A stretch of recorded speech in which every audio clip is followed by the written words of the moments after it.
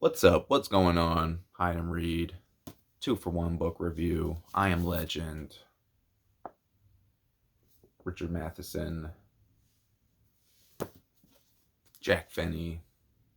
The Body Snatchers. I'm sure you heard of both.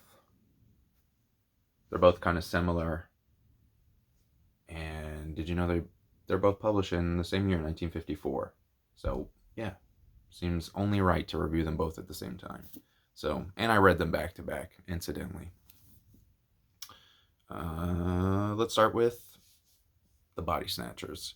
Body Snatchers, our main character, Miles, he's a doctor, kind of just like a general practicing doctor. What's his last name? Miles Bennell. And he, in his practice, he's like starting to get people thinking that their parents or their husband or whatever has been replaced, and he's sending them to his friend across town that's a psychiatrist. And eventually they kind of realize, okay, well, there is something going on. People are being replaced, but we can't really identify anything wrong with them. We just have this feeling that they're being replaced. And the story starts from there. And you can't tell if these beings are human or not. There's really no way to tell. You would just kind of know. It's not like they're leaking some kind of fluid or something like that. It's just there's something like kind of off about them, and they don't know what it is. And so everybody's a suspect. And then there's a bit of running back and forth, and kind of like a half-baked attempt to like save the town that's being taken over by these alien beings that are perfectly impersonating the humans. And yeah, it was pretty good. It was a good read. I felt like maybe 70% way through the book it kind of stalled out because the characters are like running back and forth, and it's the characters are exhausted, you kind of get exhausted of the plot, and just push through a little bit. Smooth sailing, happens all the time. But yeah, other than that little hiccup, um, yeah, it was great. It's both of these books are kind of you can't take the science part as serious as the fiction, if that makes sense. Like the science really isn't it's not going to do anything for you, I don't think. But the fiction is what carries it, and it just, science seems to be the excuse for the fiction here more than anything than the reason, um, which I prefer. If we're just gonna be honest, I I'd prefer that. Yeah, well, let's move on to I Am Legend, Richard Matheson.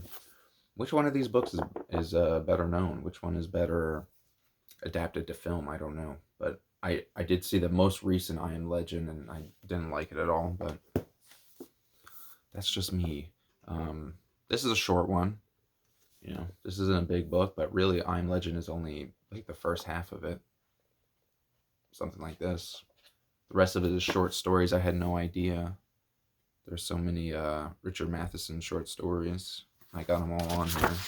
Well, all of these ones. So perhaps at a future date I can catch up with those. But yeah, main character of I Am Legend. What was this guy's name? Robert Neville. And that seems like kind of a call to something, but maybe I'm not thinking of it. Who this character is named after? Somebody has like a. Maybe I'm wrong. Maybe it's just a name. But yeah, Robert Neville. Anyway, I don't remember what his occupation was, but he's kind of holed up in his house. He's like a single man now, and he's in his house, kind of turned it into a fortress. And in this one, the end of the world event is vampires are taking over, and these vampires are maybe more similar to what now we would consider like zombies. But this 1954 is like before the big zombie craze. At that time, the only real zombies back then were like Haitian voodoo zombies, not. But these are like viral zombies where they're like kind of just obsessed with killing humans or what seemingly whatever. Um, Interesting part of this I thought was there's the he's very lonely. He's a very lonely man, and he, you know, like any lonely man, he's going to seek company with, with the opposite sex, and these zombie vampire, they're really vampires, they're not zombies, but these vampire women are outside his house every night, like trying to seduce him out of the house. I think it's so funny.